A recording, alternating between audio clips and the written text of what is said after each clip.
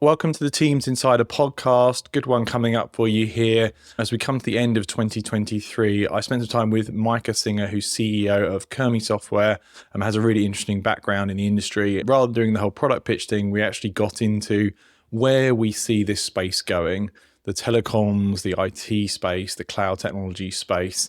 Really interesting conversations, some predictions. We'll see if those come true. I just want to say thanks to Kurmi for their support of the community work at Empowering Cloud as well. On with the show. Hey everybody, looking forward to this one. Bit of a different topic this time, so I've been excited to get into this. Do you just want to introduce yourself and give us a bit of background? Absolutely. My name is Micah Singer. I am the CEO of Kurmi Software. We're a service management provider to large enterprise and MSPs. I've spent about, it's getting on towards 25 years in the telecom and collaboration industry, and oftentimes in small startups. So really excited to always have these conversations about technology and its evolution. Yeah, I appreciate you coming on. Obviously, we talk a lot about kind of the industry and service management, but you had an idea more forward looking as to what's going to happen in the whole space, which I'm excited to get into. There's obviously a lot going on at the moment. So it's going to be quite a big ask for us to project what the next 5 or maybe even 10 years in enterprise IT might look like. Yeah, I think a lot of people end up in a lot of roles. You keep your head down and you see the things in front of you or a few months out. And it's really fun when you get to pull back and think about what's happening longer term and then tie what you're doing now to those longer term trends. I know in my role, I'm always trying to do it. It's hard to get people to focus on 10 years from now when 10 minutes has a problem, but we'll try and do it on this call. I went back and forward on this. The whole AI is the hottest topic right now. Everything's revolving around that. So I feel like we can't not ask that question first, although I promise we won't spend 20 minutes talking about this. But where do you sit in terms of how you think generative AI is going to impact the kind of IT landscape?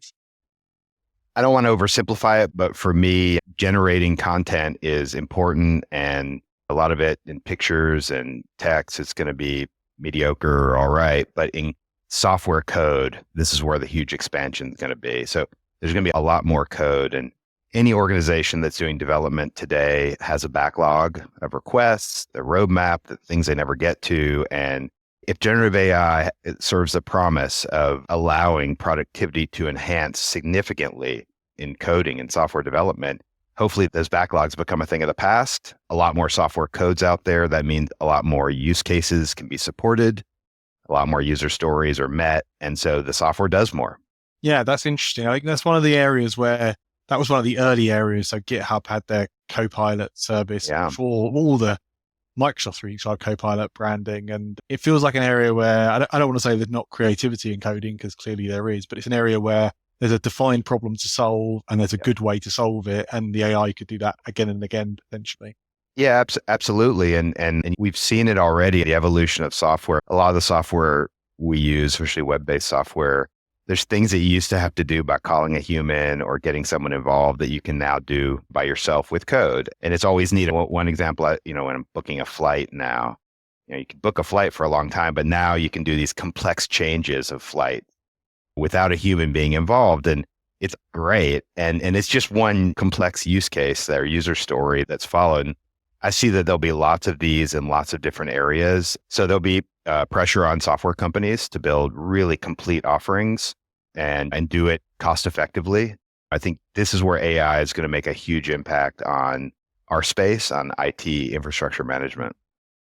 I wonder as well on the whole low code, no code scenario. That low code, no code story really, when I look into it, is still you need sort of a codey type mentality. But if we can get to the point where you can genuinely say to an AI, build a CRM system that lets me do this, and it could do some of that, will we end up with lots more bespoke systems to meet business requirements? If we move to a period where IT's got very generalized, like there's big cloud providers doing big things, do we go back to a bit more bespoke potentially?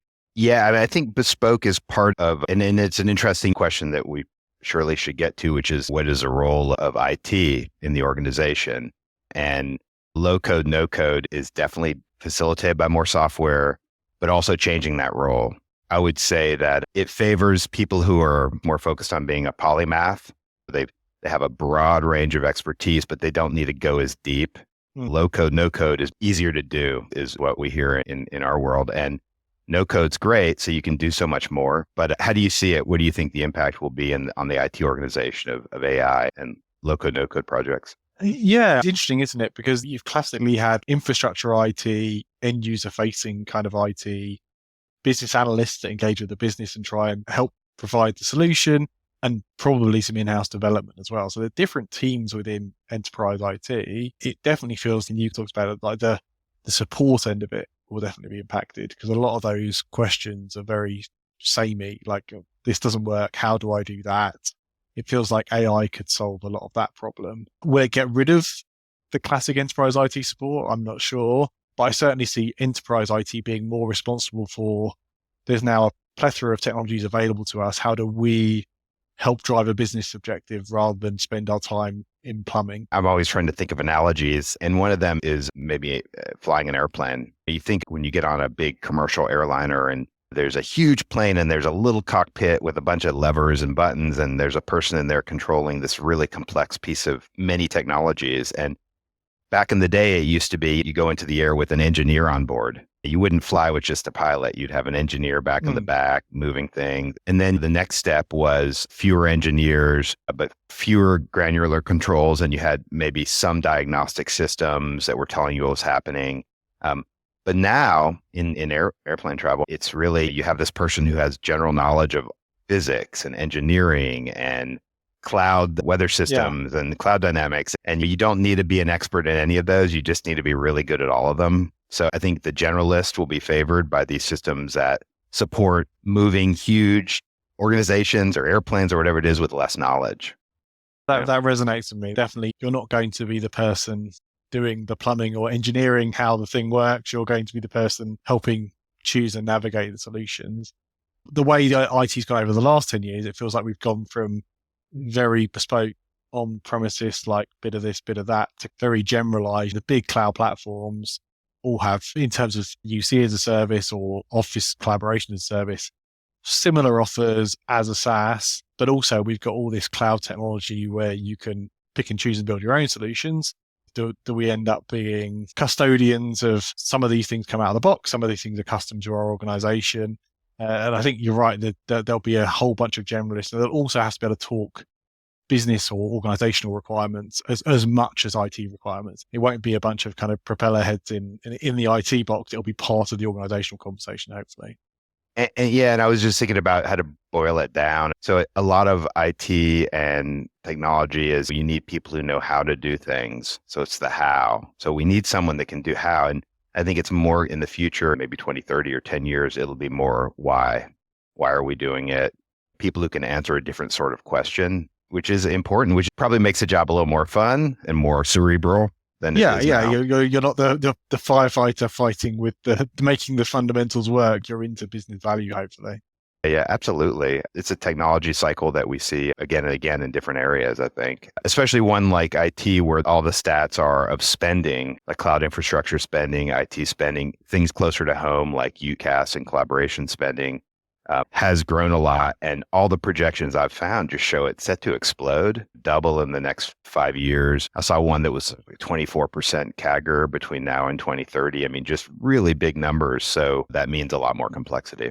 Yeah, it's interesting as well, the kind of weird dynamic of, certainly with the big cloud platforms, when you see the vendors selling those in, it's not about the complex deployment or the management. It's all about like, this is easy, business value, but the reality is not quite there. There's still a lot of pieces for enterprise IT to tweak and manage and support. I feel like a lot of that will get ironed out to be more BAU, genuinely be able to turn it on, and they'll be able to spend more time on the why are we doing this? What result are we trying to drive? So one question I have for you, and then you're a bit deeper into this than I am, is I love this evolution and explosion of technology, and generative AI is great for software development. It's also great for hackers and for things that compromise security. In this world where instead of 20, 30, 40 billion a year, it's 150 billion a year spent on IT security or IT infrastructure, how is security going to keep up? That's a really good question, because all the tools that we're talking about here that can be used for good can also be used for less good or nefarious. I'm really interested to see how we deal with the kind of spam, phishing, robocalling AI conditions. Various people can talk about trying to keep that technology out of bad actors' hands, but it's already out there. Anything that's out there, the bad guys can get to. So I am genuinely thinking the IT security landscape will just become like, at the moment, again, it's a conversation where there's a team that needs to look after this, but it will become core to the business. Digital is core to the business. IT infrastructure is core to the business. Security of that infrastructure will be core to the business. But no doubt we'll have AI on both sides of the fence. AI trying to do the phishing emails and AI trying to combat the phishing emails. So it will be a big AI versus AI conversation, I suspect. I'm curious to see, especially social engineering is becoming more and more sophisticated, but with AI being able to provide a feedback mechanism to make it even better and to specialize engineering to types of profiles. It seems to me like the question of security is, or what are the role for the largest technology companies and what are the roles for startups and innovators? And it seems like the role for the largest companies is going to be creating that physical perimeter and creating security. This is what Microsoft and Google and Amazon will be large enough to solve. And it maybe in the same way that some of the antivirus software, you used to do your own protection and spam filter, and then you got something to protect your computer, and now you need something to protect your whole enterprise IT. Yeah, that's a really good thought. I think traceability of messaging/content will become really important at some point as well. Like, email is such a problem. It's such a great technology because it's a level playing field for everybody, but it's such a challenge because you can send thousands, millions of messages for no additional money, pretty much anonymously. So you can just blanket targets. If it's all TLS by default, if you have to have certificates in some kind of infrastructure, it gets a lot harder to do that kind of attack. But it's interesting. We're only 5 people at Empowering Cloud, but 2 people joined recently. Both people, clearly something is scraping LinkedIn because we immediately got the kind of WhatsApp type message of, hey, I just joined. Tom said the bank account details have changed. Please send me this or that. And clearly that's not an individual doing that because we're too small to worry about. There's some kind of automation there, just scraping LinkedIn and chancing automated emails. So the automation's there now. It'll just get better. We do these quarterly security trainings, or 10 or 15 minutes. I think a lot of companies do it. It's computer-based training, and it's to make people savvy to, don't play with your phone in a crowded elevator, or don't pick up the USB key in the parking lot. Yeah. And I understand it's worth 15 minutes for us all doing it, but it seems very inadequate to the challenges that are coming our way. Yeah. Email's particularly hard as well, because how do you tell a non-technical user to watch out for phishing these days when it's normal to get emails from something at info.company.com, or you could have said back in the day, if it's not the .com, it's not them, but companies have now a subdomain for marketing or a .co or whatever else. Like, there's no hard and fast rules. It's a sense of this doesn't feel quite right. But yeah, it's not a kind of black and white conversation anymore. And you both want employees to try and be helpful and go the extra mile, and simultaneously tell them to be paranoid and don't tell anybody anything ever. It's a tough one. So Kurmi, the customers we're dealing with, one of the first 2 questions they ask us is about security and what precautions we're taking. And we are taking a lot, and every company worth salt has to investing in this. But it feels as we and as everyone moves to cloud, we're leaning more on, for us, it's Azure. We're leaning more primarily on Azure to put tools in place. And then just to follow certification and compliance rules like ISO and SOC. And those are sometimes window dressing. You might have the right process, but really protecting that perimeter is very difficult. And I think we'll look forward to, in 5 or 10 years, I think this will be just a bill you pay to Azure or AWS. Yeah. Your antivirus analogy seems interesting, which is like the biggest provider in the world will have to group together to be like, if you come on any one of our platforms, we're all sharing the bad actor information. So yeah, exactly. Yeah, there's too much. There'll be too much. It's too overwhelming. So a bit closer to home, like obviously the hybrid work thing feels like we're almost done now. Just people can work from anywhere. But I don't feel like we've seen as fast as I thought we would that I as an organization can now employ people from anywhere, because if they can work from anywhere, why do they need to be in the home country necessarily? My prediction is that we'll see globalized hiring happen more and more because companies are aware of costs and they'll see opportunities for talent anywhere in the world. Do you think that will happen? And if it does, what does that affect for kind of business needs for IT? So I think it is happening. I've been really curious about reading studies of this, especially post-pandemic, to see how much of a blip that was in sort of people working remotely and from home. But I saw something that said we call it hybrid work, but in 10 years, it'll just be called work, especially for knowledge workers where location's not that important. The keynote at the Cisco WebEx event last year, he talked about the office being a magnet, not a mandate. I thought that was quite compelling. The idea you'll come to the office if you want to or if it makes sense. But what we're seeing, and I was reading the McKinsey does a study, workplace study every year, and they came out with their one in July. And it mentioned that among larger enterprises, the average days in an office per worker has been steadily declining. Went down a lot during the pandemic, but even taking that out, it's gone from 3.7 to 3.2 days.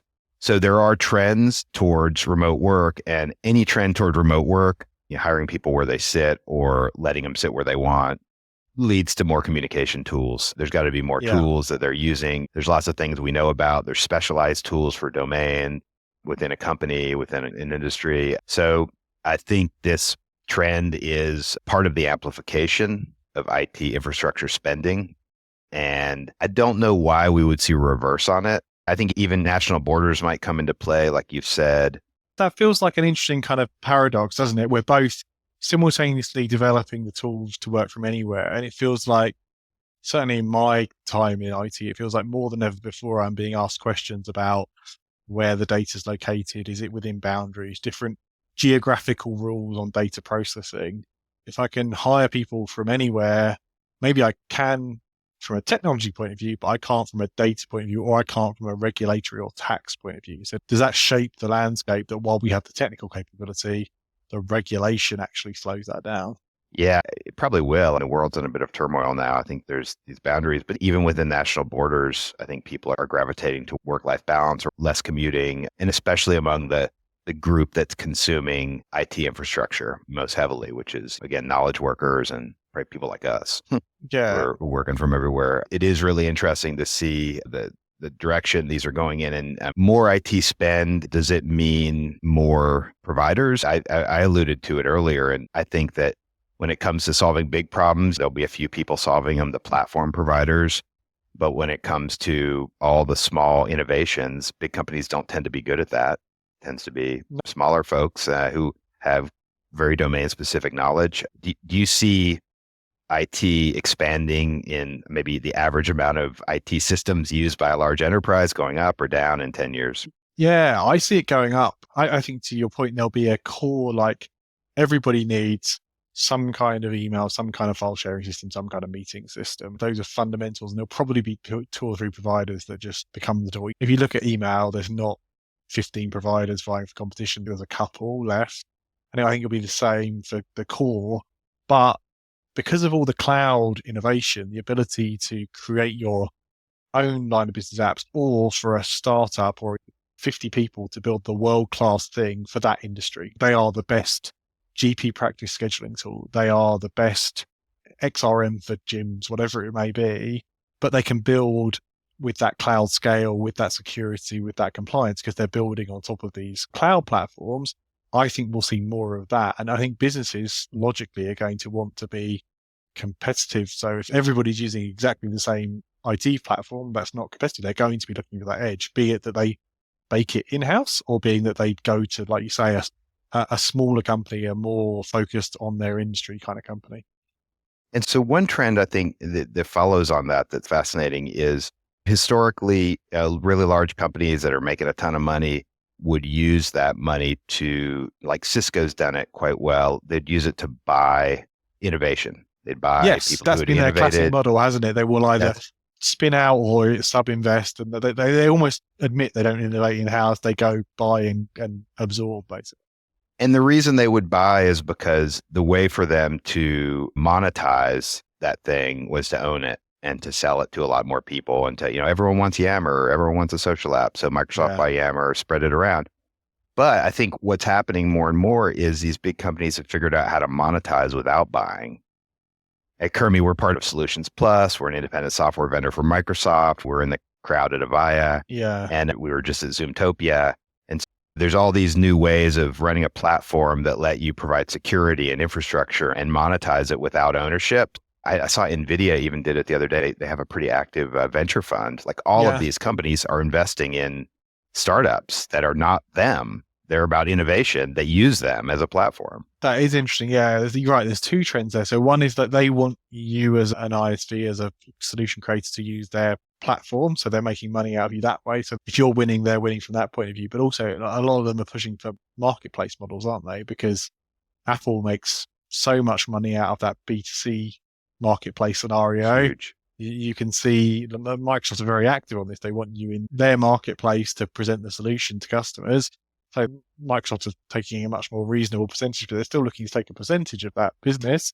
So yeah, that for the first time, they're motivated to have solutions run through a marketplace because they could make money on you as using their infrastructure and you through a transaction potentially. In a way, it's sort of good. I was a political science major way back in school, and we talked about hegemony, and large companies are exercising this. You don't have to go conquer the land or buy the company. You can provide a better, more fertile ground for them to act in and monetize it that way. I think that'll be a trend that we see writ quite large. The companies that can get to that platform level, which is not easy, will be in a great position, and it bodes well for innovators who have ideas, and I think that's a really good point. I also think visibility. The larger customers, maybe all customers, have worked out that when the product gets consumed into the Google, the Salesforce, the Oracle, the Microsoft, innovation naturally slows down. Yammer was the thing. It was doing lots of seats. It went into Microsoft. It became one of 20 things. Yeah. And that product is a good example. It's stalled out. Yeah. It's not even the hot thing anymore at Microsoft. If that had been standalone, they'd be in control of their own destiny and living and dying via innovation. So I think some customers certainly realize that it's not necessarily better to take the product from the large enterprise if they want to be on that innovative edge. And also if they want to have influence over that product, if it's a one or smaller product company and you're a customer buying it, you have much more likelihood of impacting the roadmap and what the requirements are if you're working directly with that vendor versus the giant cloud provider. Absolutely. It's interesting to prognosticate. It's interesting to identify these trends. Bringing it back down to, I think everyone who's listening to this is saying, how does this apply to my business? And that's for you to figure out. But hopefully there's been some good insight. I know that's something that we spend quite a bit of time on every quarter. We do strategic advisory committee meetings and try to use that sort of like far forward knowledge to inform what's happening in the next year at our company. You guys are doing it, I'm sure, as well. Yeah. To give us a bit of taste of that, Micah, I know you didn't want to get too much into the Kurmi stuff, but what's top of mind for you in your space? It's the twofold move to cloud. Kurmi as a service is something that is our historically on-prem product, which is being transformed into a cloud product. We already have customers on it, but it's a work in progress to make it as robust or even better. A cloud product is different from an on-prem, so to make it work best in that model. And then it's really just not us just moving to cloud, but the UC&C tools that we allow enterprises, ultimately IT administrators, to manage are moving to cloud. So that presents new challenges for them. There's more systems, so we need to solve more problems. It's not just Microsoft and Cisco and Avaya anymore. Yeah. And then there's problems of cost management. So it's not just provisioning, which is a lot of service management associated with provisioning. There's licenses and cost management and efficiency. And then there's performance management. How is it performing? Is there fraud? Is there uptime? And what can we do about it? Our strength is talking to the UC&C machines, actually the granular conversation and settings. That used to be a human pushing a button to do something and kicking off a complex workflow. Increasingly, it's a ticket in ServiceNow or some other system kicking off a complex workflow. In the future, it'll be an AI ops system or some sort of intelligent analytic device kicking off a workflow that fixes something. So more and more automation around IT management, because if IT spend's going up, the more you spend on management is the less you spend on tools that improve your digital worker population's lives. We think this is making a case for outsourcing, and we're trying to make it less expensive and less time consuming to manage the complexity. Yeah, as that spend goes up, you want to make sure you're driving value out of it. Like you say, the licensing implications, the usage implications, as well as the ops is definitely a big talking point, sure. Absolutely. What are your next steps for empowering cloud? Your audience is really interested in these topics, but how do you see this unrolling for you in the next year or two? So we've got two strings to what we're doing. So we've got all the free education content, which is Sean's back. So thanks to you guys for supporting that, among others. Of course. And then we have the working directly with enterprise and Microsoft partners. And the biggest thing we're hearing from enterprise is dealing with the operational part of Microsoft 365, the speed of change, the comms from Microsoft. Some things are in the roadmap, some things are in the blog, some things are mentioned at events. So we started pulling all the change into an Azure database, and we're slicing and dicing it and providing reporting to enterprises to help them manage the change. We're still in the early phases of that, but that seems to have really struck a note with enterprise customers. I haven't spoken to anybody yet who's like, oh, we've totally got that handled, it's fine. Everybody's like, yeah, it's hard. Everything is moving so fast in so many directions and is so integrated now.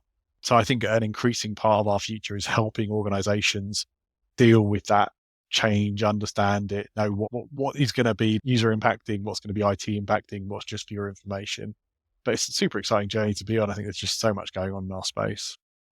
It's great to talk about it. We look to you guys for this kind of insight to keep us focused on the knowledge that we need about Microsoft. And the videos and trainings are really great for technical personnel in particular. And actually, we've talked about adding a few to that. So we'll try and do that over the next little while. But in the meantime, it's great to be part of the community. Awesome. I really appreciate the support, Micah. And thanks for the insight. We're going to have to look at this in a few years' time and be like, how far on or off were we on our predictions? Hopefully, we're right on. Thanks, Tom. Cool. Thanks a lot.